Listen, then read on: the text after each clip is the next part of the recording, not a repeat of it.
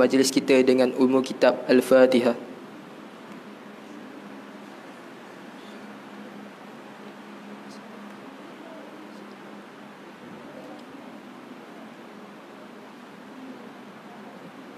Bismillahirrahmanirrahim. Assalamualaikum warahmatullahi wabarakatuh. Alhamdulillah, di kesempatan ini Allah Subhanahu Wa Taala memberikan ruang dan peluang kepada kita untuk sama-sama kita berkumpul di dalam surau pada malam ini. Jadi bersama saya Muhammad Syamil Izzat bin Rosli, kita akan membincangkan perihal Baiti Jannati. Kalau kita tengokkan kepada tajuk kita pada malam ini, ianya merangkumi skop yang sangat luas. Disebabkan itulah kita menjemput dua orang panel untuk mengulaskannya. Jadi suka saya untuk memperkenalkan panel pertama kita pada malam ini, iaitu Imam Muda Muhammad Darwish bin Muhammad Yassin. Seterusnya panel kedua kita pada malam ini, Ahmad Taqiyuddin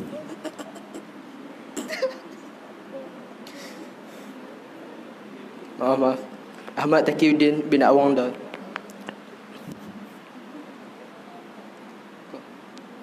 Jadi tanpa melengahkan masa lagi, saya menjemput panel pertama kita, Al-Fadil Ustaz Darwish bin Muhammad Yassin, untuk memberikan definisi konsep mengenai Baiti Jannati. Dipersilakan Al-Fadil Ustaz.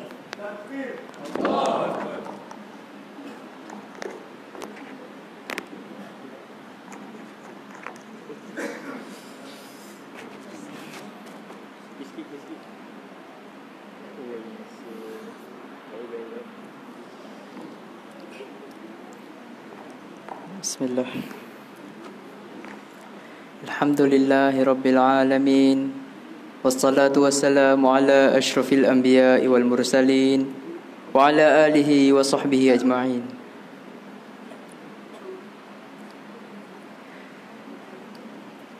Assalamualaikum warahmatullahi wabarakatuh.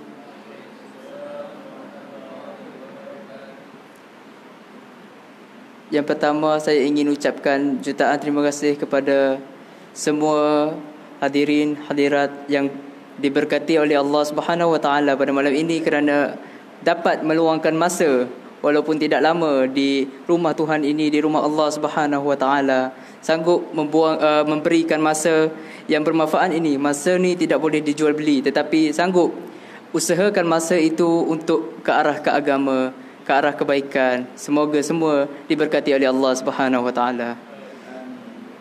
Jadi yang pertama, saya ingin ucapkan kepada yang pertama kepada yang dihormati Tuan Presiden PAI kita, Saudara Arham Ashraf. Seterusnya kepada moderator kita, Saudara Al-Fadil Maulana Ustaz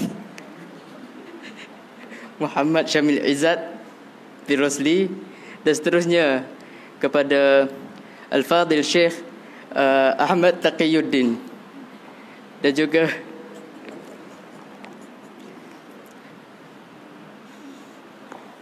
kepada yang dihormati kepada sekalian hadirin dan hadirat sekalian, insya-Allah. So jadi tajuk kita untuk forum malam ini adalah Kampusku Baiti Jannati. Jadi apa maksud kampusku? Kampus ni maktab kita lah, IPG Kampus Pulau Pinang. So itu adalah kampusku. Kemudian perkataan kedua adalah baiti, di mana berasal daripada perkataan baitun, iaitu rumah. Jadi baiti itu adalah rumah saya, dan jannati daripada jannatun, iaitu syurga, iaitu jannati adalah syurga saya. Jadi kampus saya, rumah saya, syurga saya. Jadi itu adalah tajuk forum kita. Jadi macam mana konsep Kampusku Baiti Jannati ini? Jadi ingin saya ulaskan bahawa kita ni sebagai umat Islam, kita hidup secara berkelompok dalam kalangan umat Islam, dan juga bercampur dalam kalangan juga non yet Muslim. dalam kalangan di IPG kita ini, kita ingin, terutamanya umat Islam, ingin menghidupkan kehidupan secara Islam di kampus. Maksudnya kita ni Islam secara total. Secara bulat-bulat kita mengamalkan konsep Islam. Daripada kita bangun pagi sampai kita tidur. Bangun pagi kita baca dulu doa bangun tidur. Alhamdulillahillazi ahyana ba'da ma amatana wa ilaihi nusyur. Lepas tu kita pun mulakan langkah kaki kita, iaitu kaki kanan. Kemudian kita pergi mandi, masuk tandas kaki kiri, keluar tandas kaki kanan. Lepas tu kita solat subuh, ambil wuduk, solat subuh, dan kemudian kita keluar untuk mencari ilmu. Kemudian kita keluar untuk mencari ilmu fi sabilillah, mencari ilmu di jalan Allah, supaya kita menjadi seorang pendidik yang baik di masa hadapan. Jadi insya-Allah menjadi bakal guru kepada umat-umat Islam, masyarakat sekalian di luar sana masa akan datang. Jadi ingin juga saya wajarkan dan bimbinglah semua umat Islam, sama-sama kita mewajarkan dan kita bimbing sama-sama umat Islam kita di kampus ini dalam mencari keredaan Allah Subhanahu wa taala, iaitu kita bersama mengajak kepada kebaikan dan kita menolak kepada kemungkaran. Kita menolak maksiat yang berlaku di dalam kampus ini. Kita menjadikan kampus kita ini adalah kampus yang diberkati, yang dirahmati oleh Allah Subhanahu wa taala. Kalau boleh tidak ada satu pun perkara yang mungkar berlaku dalam kampus kita ini, secara terang-terangan maupun sembunyi. Dan juga semua para pelajar di sini juga menumpukan seluruh usaha, menggembeling tenaga dalam berjihad di dalam agama Allah Subhanahu wa taala di kampus kita ini. Ingin saya petik satu dalil Al-Quran daripada surah Muhammad ayat 7. Saya baca maksudnya saja ya. Dengan maksudnya, wahai orang-orang yang beriman, jika kamu menolong agama Allah, nescaya Dia akan menolong dan mengukuhkan kedudukan kamu. Di sini daripada dalil surah Muhammad ayat 7 ni dapat kita gunakan sebagai suatu iktibar kepada diri kita untuk sentiasa berjuang di jalan agama Allah Subhanahu wa taala, kerana kita akan dibantu balik oleh Allah Subhanahu wa taala. Sesungguhnya Dialah yang Maha berkuasa. Kalau kita macam kita tolong orang, adakah Dia akan tolong balik kita? Insya-Allah Dia akan tolong balik. Tetapi Allah Subhanahu wa taala, kita tak tolong agama Allah pun Allah tolong juga kita. Kita bangun pagi tak sembahyang subuh, tapi kita tetap ada nasi di atas meja makan pagi kita. Kita tetap boleh pergi beli nasi itu. Kita tetap ada duit untuk makan. Itulah Allah Subhanahu wa taala. Walaupun kita tak tolong agama Allah, tetapi Allah tetap tolong kita. Tetapi manusia tidak. Manusia mungkin tolong ataupun mungkin tidak. Jadi begitulah konsep kampusku Baiti Jannati. Jadi saya serahkan balik bahagian saya ini kepada Al-Fadhil Syekh Maulana Syekh Muhammad Syamil Izzat bin Rusli. Tafadhal mashkura. Alhamdulillah, kita dah dapat input mengenai definisi konsep Baiti Kampus.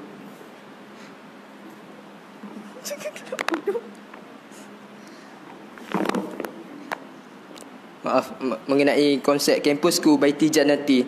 Jadi kalau kita lihat di sini, panel pertama kita dia menekankan aspek dari segi cara kita nak pelihara Islam ni di kampus kita, dari segi pergantungan kita kepada Allah Subhanahu Wa Taala. Kita tak boleh bergantung sepenuhnya kepada manusia, kerana seperti yang dinyatakan panel, apabila kita menolong seseorang itu, tak semestinya seseorang itu akan berbalas kebaikan kepada kita semula. Jadi kita perlulah meletakkan sepenuhnya harapan dan pergantungan kita kepada Allah Subhanahu Wa Taala. Jadi kita masuk kepada konsep adab dari segi kampus Baiti Jannati. Jadi saya menjemput panel kedua kita pada malam ini, Al-Fadhil Ustaz Ahmad Taqiyuddin bin Awangda. Persilakan.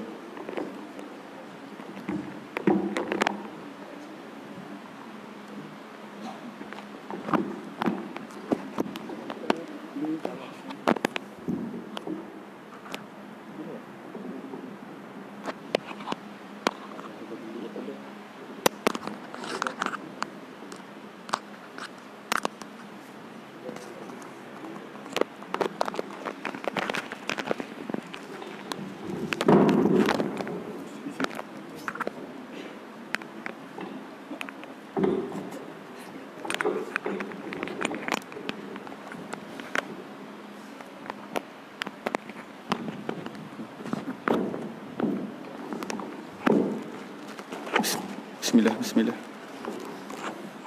Okey, jadi terima kasih kepada yang pertamanya kepada moderator kita. Jadi yang keduanya saya nak ucapkan terima kasih kepada Persatuan Agama Islam sebab beri peluang pada kami untuk bersama-sama kita berkumpul dan menjayakan forum kita pada malam ini. Jadi soalannya berbunyi okey, jadi soalannya macam mana kita konsep adab di kampus kita. Jadi kita tengok soalannya, apakah itu adab? Adab itu bermaksud akhlak yang baik ataupun lebih dikenali sebagai sopan santun kita sebagai seorang manusia. Jadi Sayyidatina Aisyah pernah ditanya oleh seorang sahabat, bagaimanakah akhlak Rasulullah. Jadi Sayyidatina Aisyah menjawab ni, akhlak Rasulullah ni ialah akhlak Al-Quran. Jadi kita nampak dari situ macam mana akhlak Rasulullah. Sebab Rasulullah ni kan Nabi kita, pesuruh kita. Jadi kita mestilah jadikan Nabi Muhammad ni sebagai role model kita. Macam kita tengok seorang artis ni, kita nampak dia baik, dia macam idola. Macam kita mengidolakan artis ni, tapi kita kena ingat idola kita yang sebenar-benarnya ialah Nabi Muhammad sallallahu alaihi wasallam. Jadi adab pertama yang saya nak tekankan di sini ialah adab bersama rakan-rakan dengan pensyarah dan staf-staf. Jadi bila mana kita berhadapan dengan orang lain, maknanya dua pihak lah, kita mestilah menjaga segala adab-adab kita. Contohnya bila kawan minta tolong, kita boleh tolong. Bila kawan dalam kesusahan, contohnya ramai tak dapat lagi alam kan, contohnya alam tak masuk lagi, macam Ana pun tak dapat lagi alam, makan pun makan biskut je, biskut dengan roti koop. Kalau tu okey, jadi bila mana contohnya kita ada duit lebih, macam kita nak bantu kawan kita. Macam Ana pernah tengok dalam satu video TikTok ni, tak silap dia cakap bila mana kita bagi makanan dekat kawan kita, sesuap nasi, kita akan dapat segunung emas. Besar segunung kan. Bayangkan segunung kita dapat daripada sesuap nasi je. Bayangkan kawan kita tu makan sikit-sikit, berapa gunung kita dapat. Jadi adab yang pertama ialah seterusnya bagi salam. Bagi salam dengan tegur menegur, sapa menyapa. Contohnya bila kita nak pergi kelas, kita berjalan dalam kampus ni, kita tersempah tapi ni untuk sama jantina, bukan lelaki dengan perempuan. Macam lelaki ni jumpa dengan lelaki tu, kita bagi salam tu. Antaranya ada hadis yang menyebutkan apabila seorang insan ni bertemu dengan seorang insan yang lain dan mereka memberi salam dan berjabat tangan, maka akan gugur dosa-dosa mereka seperti gugurnya daun daripada pokok. Jadi nampak mudahnya, nampak Islam itu mudah. Tapi kenapa ramai orang sekarang ini menyulitkan agama Islam? Jadi bila masuk pasal salam dan memberi salam ni, saya nak tegur sikit lah. Pasal kita mengibaratkan masjid. Macam contoh lah, ni secara menyeluruh lah. Bila mana cakap pasal surau ni, ada satu ayat Al-Quran yang berbunyi, innama ya'muru masajidallahi man amana billahi wal yawmil akhir wa aqama as-salata wa ata az-zakata wa lam yakhsha ila Allah fa ulaika minal muhtadin. Jadi kalau siapa yang perasan, yang selalu datang surau ni, dia mesti perasan kat mana ayat tu ada kan. Kat atas ni. Kalau perasan, itulah yang siapa yang mengimarahkan masjid Allah ni ialah orang-orang yang beriman, yang beramal soleh, yang menunaikan zakat. Jadi nampak kita kalau kita tak imarahkan masjid dan surau-surau ni, siapa lagi nak imarahkan? Takkanlah kawan-kawan kita yang Chinese, yang Indian, mungkin tak nampak lah situ. Nampak beza dia. Macam Chinese kita ada Chinese kita ada kelab Chinese ni. Kalau Kristian ada kelab Kristian dia. Tapi kalau agama Islam ni, kita ada persatuan agama Islam. Jadi tempat dia kat mana? Dekat masjid ni lah. Jadi kalau bukan kita, siapa lagi? Jadi seterusnya ialah pensyarah dan staf. Pensyarah dan staf kita lah. Kerana pensyarah dan staf ni ibarat ibu bapa kedua kita lah dekat kampus ni. Macam ibu bapa kita ada kat rumah, tapi dekat sini ibu bapa kita ialah pensyarah-pensyarah dan staf atau mentor-mentor kita lah. Jadi kita kenalah hormat pensyarah kita. Kalau macam pensyarah kita bagi tahu satu perkara ni, kita nak ikut. Jangan kita tinggi suara, jangan melawan. Macam kita bila pensyarah bagi assignment banyak tutorial, tak ada kita apa hal banyak sangat minggu lepas dah bagi, takkan minggu ni nak bagi lagi. Dah lah due date semua dekat-dekat kan. Tak apa. Tak ada. Jadi saya kembalikan kepada moderator kita.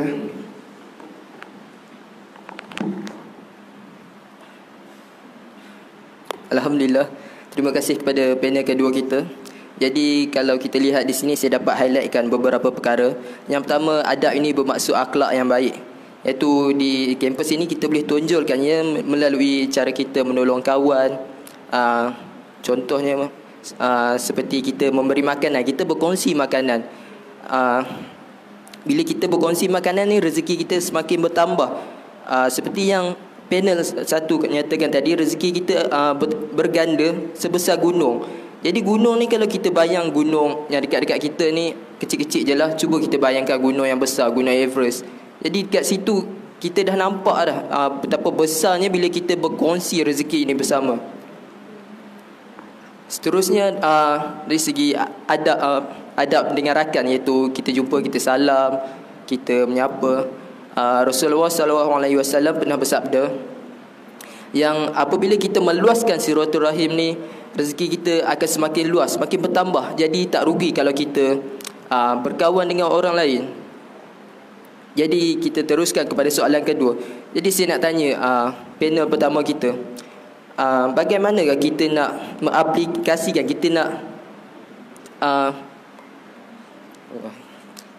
nak masukkan amal makruh nahi munkar dalam perbincangan kita pada malam ini. Jadi saya serahkan kepada panel pertama saya. Persilakan Imam Muda Ustaz Darwish. Alhamdulillah. Terima kasih kepada moderator kita. Jadi kembali kepada saya lah. Antara tajuk yang agak panas dalam perbicaraan forum kita ini iaitu amar ma'ruf nahi mungkar. Jadi apa tu amar ma'ruf? Amar ma'ruf adalah mengajak kepada kebaikan. Secara dasarnya, amar ma'ruf adalah mengajak kepada kebaikan. Nahi mungkar mencegah daripada melakukan kemungkaran. Jadi dalam topik ini, saya ingin menyeru sekalian muslimin dan muslimat di kampus kita ni untuk mengamalkan amar ma'ruf nahi mungkar, iaitu mengajak kepada kebaikan, mencegah daripada kemungkaran. Jadi macam mana kita nak ajak rakan-rakan kita kepada kebaikan? Sangat mudah. Kewajipan 5 kali sehari setiap umat Islam wajib melakukannya. Tinggal sekali goyah tiang agama kita, iaitu mengajak untuk bersolat. Iaitu umat Islam, sama-samalah kita di kampus ini untuk mengajak rakan-rakan kita ke masjid terutamanya. Dan kalau kita ada halangan, kita ada kelas, tak dapat datang ke masjid, tak apa, solat dekat bilik sebab kita tak mampu. Tapi kalau boleh, tetaplah berjemaah sebab kita nak dapat pahala yang banyak tu daripada kita solat seorang-seorang. Kemudian kita pun nak dapatkan khusyuk melalui solat berjemaah ni. Makin khusyuk daripada kita solat seorang-seorang, susah nak dapat khusyuk tu. Lepas tu kita ajak rakan-rakan kita untuk buat tutorial sekali, untuk buat assignment sekali. Bukan buat assignment seorang-seorang, mengajak study sekali. Walaupun study masa study week je, tetap ajak study. Dan kemudian mencegah kemungkaran, nahi mungkar. Maksudnya tidak mengajak, bukan ajak rakan buat maksiat pula. Cegah kawan daripada buat maksiat. Rakan ajak ponting, kawan ajak ponting pergi kafe, ajak ponting pergi koperasi.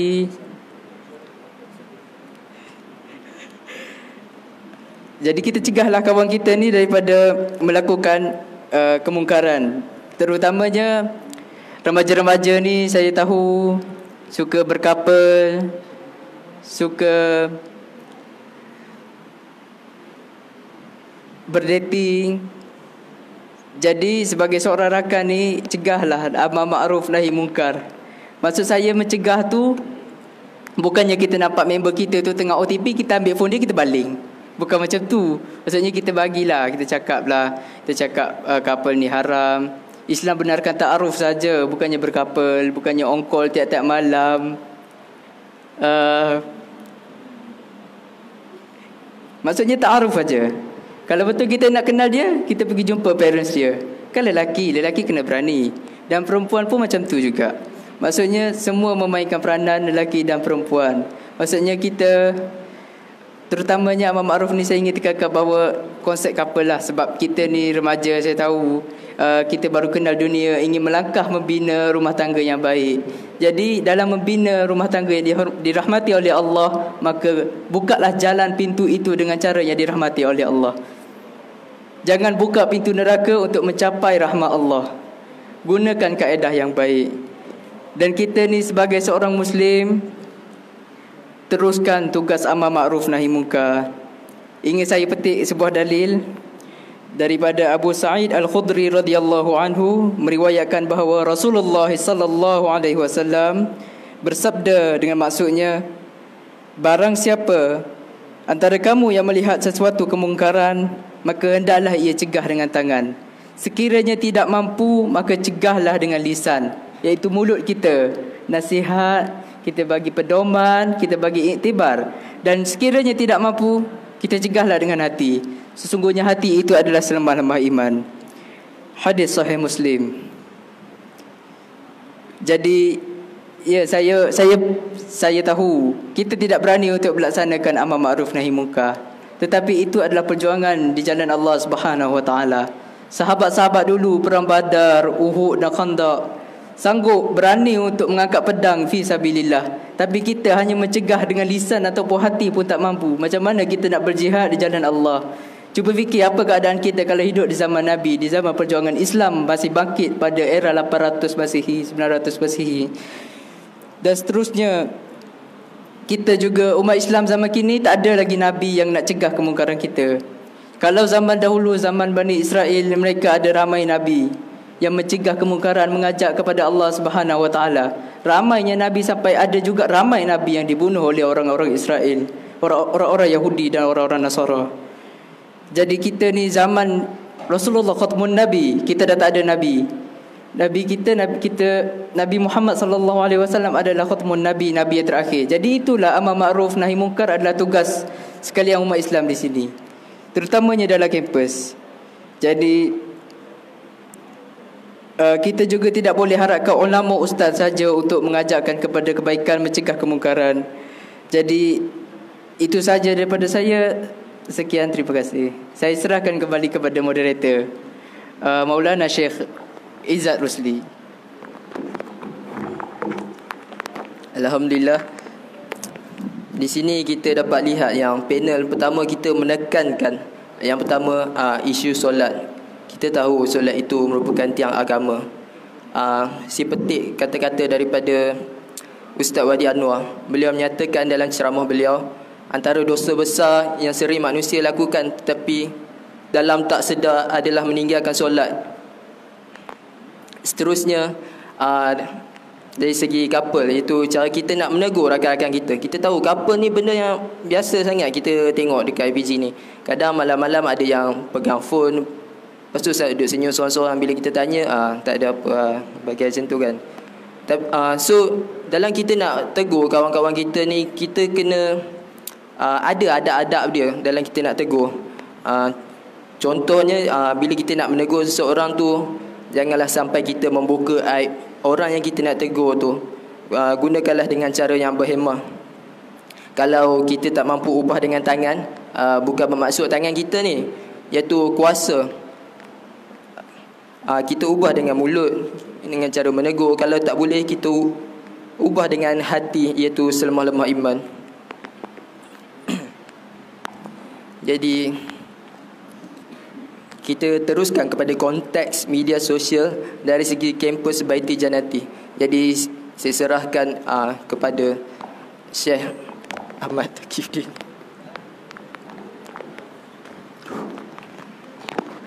Jadi okey, perkongsian yang sangat mantap daripada Maulana Darwish, Syekh Maulana Darwish. Okey, jadi untuk konteks media sosial ni benda yang sangat common bagi kita sekarang ni. Kalau kita buka masing-masing telefon tu, tak itulah, tipulah kalau tak ada aplikasi-aplikasi yang itulah, yang biasalah, Instagram, Facebook semua tu. TikTok. Tapi TikTok kalau kita okey, jadi bila menyebut pasal media sosial ni, bila kita mengenal balik, mesti banyak kita akan post gambar, post video, ataupun kata-kata, ayat-ayat broken, contoh-contoh. Okey, jadi sebenarnya bila bercakap pasal gambar ni, kita ada satu topik yang sangat penting, itu bab aurat. Jadi apabila kita cakap pasal aurat ni, kita tahu, kita mesti tahu batas-batas aurat kita yang boleh kita tunjukkan. Antaranya lelaki ni ada batas dia, antara lelaki dengan lelaki ada batas dia, lelaki dengan perempuan pun ada batas dia. Jadi antara lelaki dengan lelaki ni antara pusat hingga lutut. Tapi ramai yang salah sangka tapi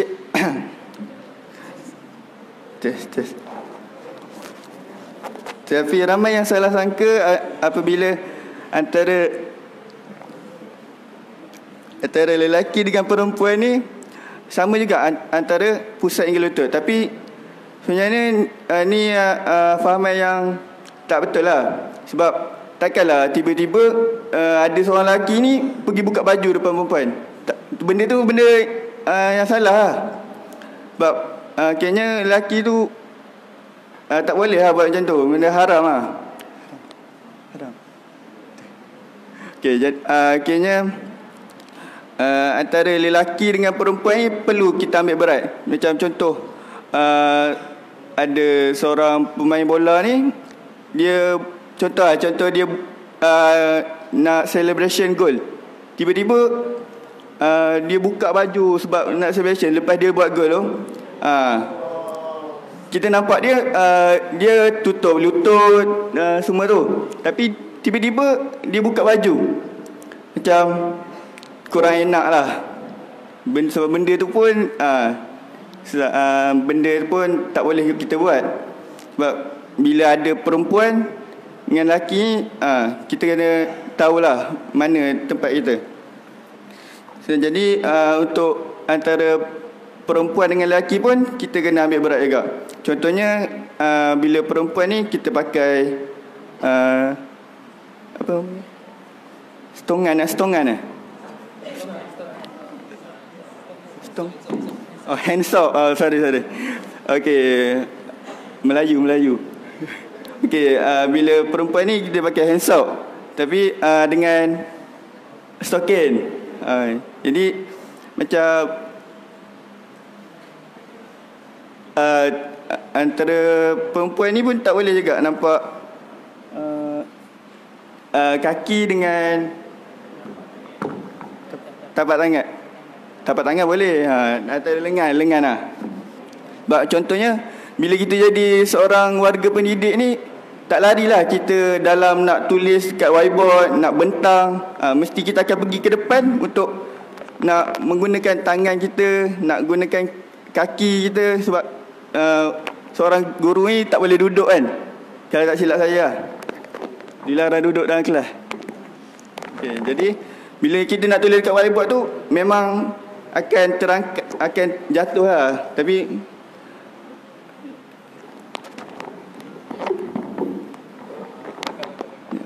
okay, jadi seeloknya kita pegang, kita pakailah hand soap tu untuk menjaga dan memelihara setiap kewajipan kita. Sebab aurat ni pun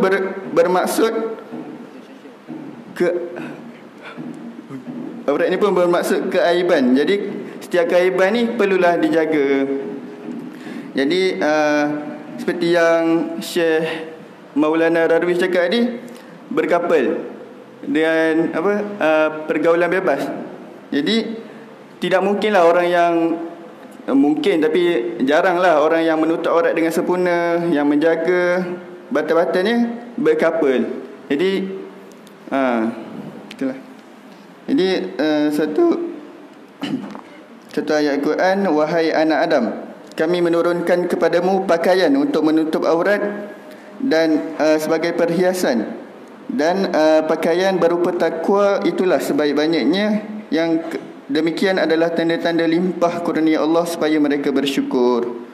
Jadi dalam ayat Quran ni pun Allah dah cakap, Allah dah banyak turunkan pakaian untuk kita menutup aurat. Tapi kenapa kita masih degil dan memakai pakaian yang singkat, sendat dan macam-macam lagi. Jadi bila bercakap pasal media sosial ni, kita boleh menggunakan aplikasi-aplikasi yang saya sebutkan tadi dengan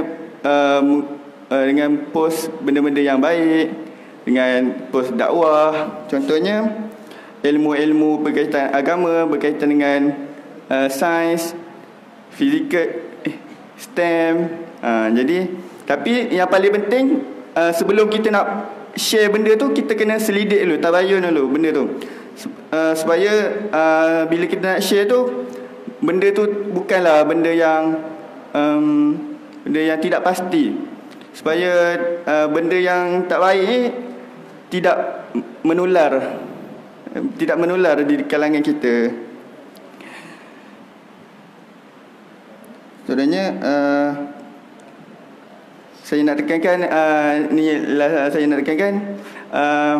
untuk semua pelajar lah, untuk yang lebih-lebih lagi pelajar baru. Untuk bila pelajar baru? Semalam lah. Okey, semalam. Jadi untuk pelajar baru yang baru masuk semalam ataupun yang minggu lepas.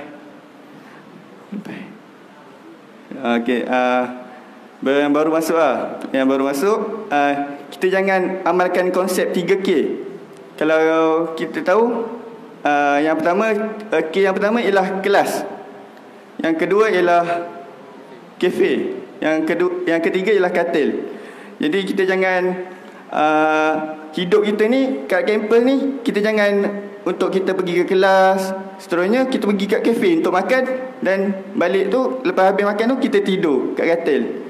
Jadi kita gunakanlah sebaik-baik masa kita tu untuk kita menyebarkan agama Allah dan bermanfaat, supaya setiap liku-liku hidup kita di kafe ni memberikan sinar harapan untuk agama Islam. Jadi saya tutup perbicaraan saya ini dengan satu kata-kata.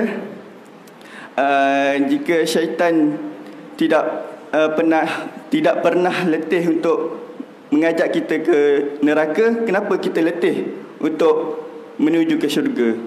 Sekian saja daripada saya. Saya kembalikan kepada Maulana Syamil.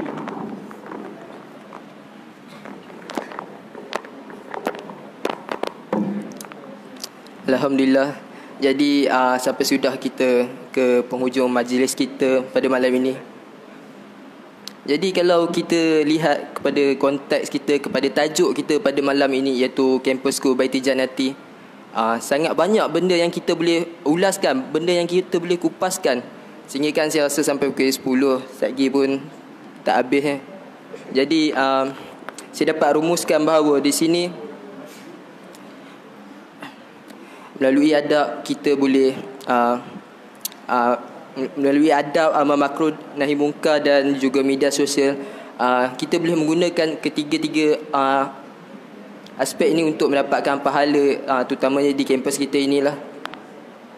Dan menerusi ketiga-tiga ini juga kita mungkin boleh menjadi sumber kepada ataupun punca kepada bertambahnya dosa kita, mungkin dari segi adab kita dengan pensyarah, dengan kawan-kawan kita buat kurang ajar. Kemudian melalui media sosial, kita tahu kat sini ramai yang suka post gambar-gambar sendiri kan, sikit-sikit upload, tak apalah, itu korang punya privacy. Tapi di sini saya nak highlightkan berkaitan batasan dalam kita nak upload tu. Mungkin gambar yang kita upload tu boleh menjadi penyumbang kepada dosa kita, sehingga kan perumpamaan je, sehingga kan malaikat pun penat nak catat dosa kita, sebab kita tak alert dengan gambar yang kita post tu. Tahu berapa ribu orang yang tengok gambar kita tu kan, aurat-aurat kita tu.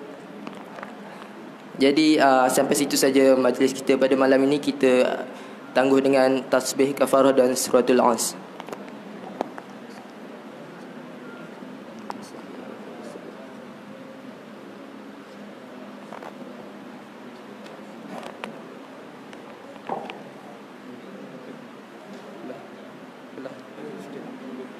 Sekian, terima kasih. Boleh dah kot tutup lah.